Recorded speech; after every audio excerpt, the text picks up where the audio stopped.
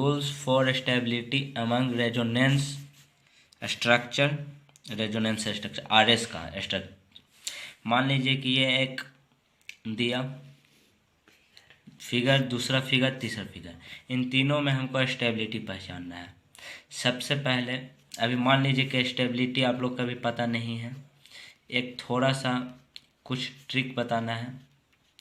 पहला का स्टेबिलिटी ज़्यादा रहेगा दूसरे की अपेक्षा, और दूसरा और तीसरा सेम रहेगा।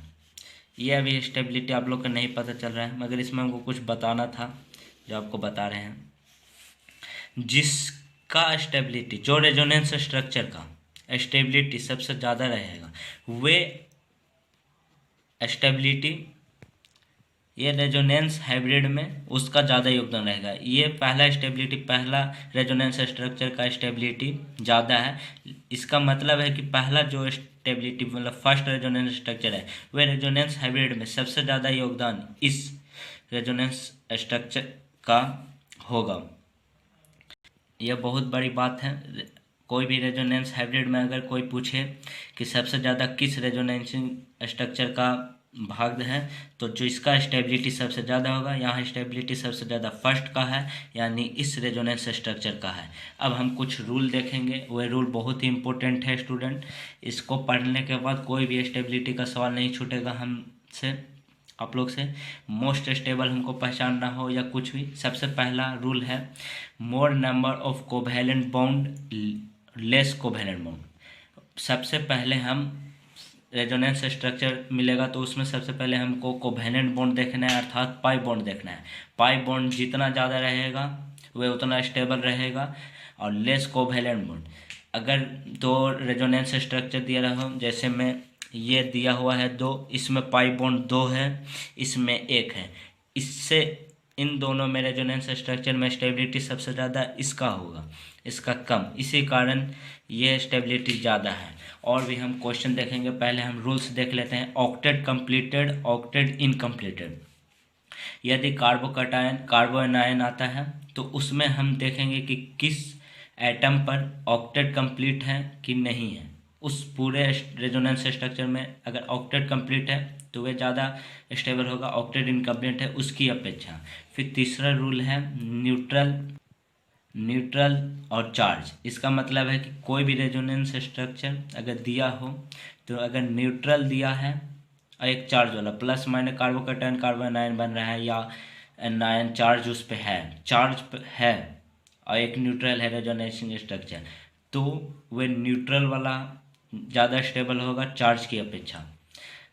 हम पहले ही कोई रेजोन स्ट्रक्चर दिया है तो हम ये नहीं कि हम पहले न्यूट्रल और चार्ज देखें, ये गलत भी हो सकता है। पहले हमको जिस रूल है वह पहला रूल है तो सबसे पहले पहला रूल लगाएंगे, फिर दूसरा रूल, फिर तीसरा रूल।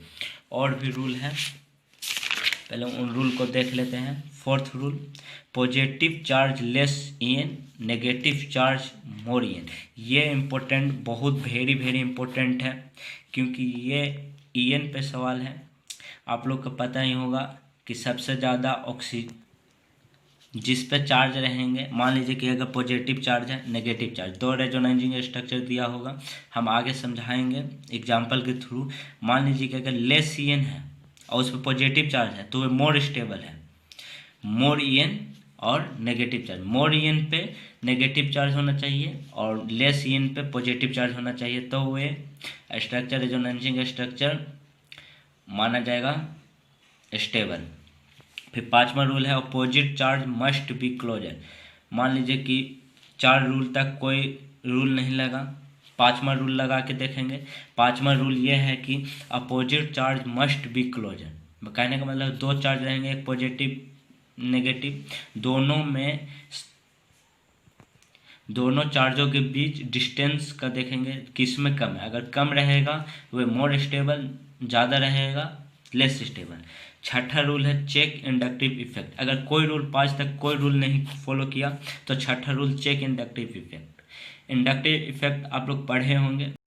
इंडक्टिव इफेक्ट एक प्लस इंडक्टिव इफेक्ट होता है, एक माइनस इंडक्टिव इफेक्ट होता है। यदि कार्बोकटायन रहे, कार्बन में प्लस रहे, तो वे स्टेबिलिटी उसका minus I inversely proportional to minus I होता है। और कार्बोकटायन अगर रहे तो प्लस आई, मतलब प्लस आई से डायरेक्टली प्रोपोर्शनल टू होता है। यदि कार्बो एनायन रहे तो वे directly proportional to minus I होता है। और कार्बोकटायन एनायन रहे तो वे inversely proportional to minus I होता है। ये रूल आप इंडक्टिव इफेक्ट में पढ़े होंगे, प्लस रहेगा, सॉरी प्लस, ये रूल आप पढ़े होंगे। फिर से एक बार देख लीजिए। अगर रूल 5 तक कोई नहीं लगे तो छठा रूल लगाना है इंडक्टिव इफेक्ट वाला। यदि कार्बोकटायन रहेगा, अगर माइनस आई रहेगा तो वह जितना कम रहेगा, यदि कार्बोकटायन रहेगा तो माइनस आई के इन्वर्सली प्रोपोर्शनल हो जाएगा और प्लस आई के डायरेक्टली प्रोपोर्शनल। और इसी तरह कार्बो एनायन रहेगा तो माइनस आई के डायरेक्टली प्रोपोर्शनल और प्लस आई के इन्वर्सली प्रोपोर्शनल रहेगा। 7वां रूल है, सब रूल नहीं लगने के बाद, या ये बेंजोनाइट्स वाला है, बेंजीन वाला रिंग बना रहेगा, नेप्थलीन हो गया, इस तरीके से और भी एग्जांपल है। More number of benzenoids, less number of benzenoids. More number of benzenoids, एक स्ट्रक्चर में अगर बेंजोनाइट्स की संख्या ज़्यादा रहेगा वह मोर स्टेबल रहेगा, लेस नंबर ऑफ बेंजोनाइट्स। अब इन सब का एग्जांपल हम देख लेंगे तो हमारा आज का रेजोनेंसिंग स्ट्रक्चर का जो स्टेबिलिटी है वह बहुत बढ़िया से हो जाएगा। एक बार आप लोग इन सभी रूलों को देख लीजिएगा, लिख लीजिएगा और याद कर लीजिएगा। अब इन पे कुछ बेस्ट एग्जांपल ले लेते हैं। एक बहुत बढ़िया रूल है जिसको सबसे पहले चेक करना है, कोवैलेंट बॉन्ड से भी पहले चेक करना है। ये रिजेक्टेड केस है, ये रिजेक्टेड केस है। सबसे पहले हम इसी को चेक करेंगे। अगर उस रेजोनेंसिंग स्ट्रक्चर में अगर पाया गया ये रिजेक्टेड केस तो सबसे पहले इसको देखेंगे। सबसे पहला है, अगर कोई O है ऑक्सीजन, उस पे माइनस आ गया तो ये सबसे, अगर O पे माइनस रहे तो ये मोर स्टेबल हो जाता है, मोर स्टेबल। यदि N पे भी माइनस रहे तो ये मोर स्टेबल होता है। इस पे लोन पेयर 2 रहेगा, इस पे 1 रहता है लोन पेयर। और दूसरा है, यदि CH2 पे माइनस है, कार्बोकटायन पे माइनस है और O पे लोन पेयर है, और इसके साथ यदि होता है रेजोनेंस, अगर आप करा देते हैं यहाँ, ये रेजोनेंस यदि आप करा देते हैं तो ये टोटल रिजेक्ट हो जाएगा, इस पे माइनस आ जाएगा। ये टोटल रिजेक्ट है, ये लेस स्टेबल है, ये हो ही नहीं सकता है, ये टोटली रिजेक्टेड है।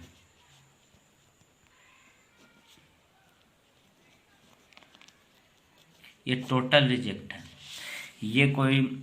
ये लेस स्टेबल हो गया, ये हो ही नहीं सकता, ये लेस स्टेबल है। इससे तो ये बेहतर है, लेकिन ये स्ट्रक्चर रेजोनेंसिंग स्ट्रक्चर करा के आपको दे दिया जाए तो ये टोटली रिजेक्ट है। सबसे पहले हम रिजेक्ट केस देखेंगे, अगर उसमें है तो हम सबसे पहले उसको देखेंगे। बाद में हम पहले आएंगे covalent, more number of covalent bond, octet rule वाला, फिर न्यूट्रल चार्ज वाला आएंगे। इसके बाद हम 2 charge less En, negative charge more En, opposite charge must be closer, check inductive effect देखेंगे। फिर more number of benzenoids, less number of benzenoids, rejected case. अब हमें स्टेबिलिटी बताना है। यहाँ पे फर्स्ट, सेकंड, थर्ड 3 स्ट्रक्चर हम ले लिए रेजोनेंसिंग स्ट्रक्चर, पहला, दूसरा, तीसरा। सबसे पहले हमें कोवैलेंट बॉन्ड पे जाना है। कोवैलेंट बॉन्ड के पास जाने के बाद कुछ देखिए, इसमें कोवैलेंट बॉन्ड मतलब पाई बॉन्ड हम गिनने के लिए कहते हैं। इसमें 1 पाई बॉन्ड है, इसमें 2 पाई बॉन्ड है, इसमें बताइए 2 पाई बॉन्ड है, इसमें भी 2 पाई बॉन्ड, तो इससे नहीं होगा। फिर हमको जाना था ऑक्टेट रूल पे। ऑक्टेट रूल इस पे देखिए, सबसे पहले हम देखेंगे नेगेटिव पॉजिटिव, पॉजिटिव नेगेटिव, इन सभी का ऑक्टेट रूल है, इससे कोई उतना फर्क नहीं है। तीसरा रूल हमारा है चार्ज न्यूट्रल पे, तो ये हमारा न्यूट्रल हो गया, ये दोनों चार्ज है। तो सबसे स्टेबल तो हमारा पहला हो गया। अब दूसरा तीसरा में देखेंगे।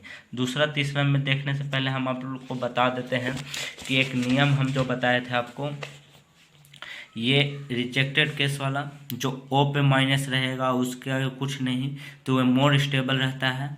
यानी ये O वाला देखिए O पे प्लस है, O पे माइनस है, तो O माइनस वाला हमारा मोर स्टेबल हो जाएगा और ये सेकंड वाला लेस स्टेबल। लेकिन एक और बात है, EN पे भी डिपेंड करता है। EN वाला बाद में लगाएंगे। अगर कोई रिजेक्टेड केस आ जाता है तो सबसे पहले रिजेक्टेड केस लगाएंगे, उसके बाद EN पे। यदि इसको EN से भी बनाते हैं तो EN वाला हम आपको इसी में हम समझा देना चाहते हैं। जैसे पॉजिटिव चार्ज लेस EN। अब नाइट्रोजन ऑक्सीजन में आप ही लोग बताइए कि किसका लेस EN है, किसका मोर EN है, तो आप बताइएगा। अब देखिए ऑक्सीजन का EN ज़्यादा होता है, नाइट्रोजन का कम होता है, तो इसी हिसाब से आप लगाइए कि अगर हमारा पॉजिटिव लेस EN है यानी नाइट्रोजन लेस है तो उस पर हमको पॉजिटिव चार्ज चाहिए जो इस स्ट्रक्चर में है, तो ये स्टेबल इससे होगा ही होगा। इसीलिए फर्स्ट, थर्ड और सेकेंड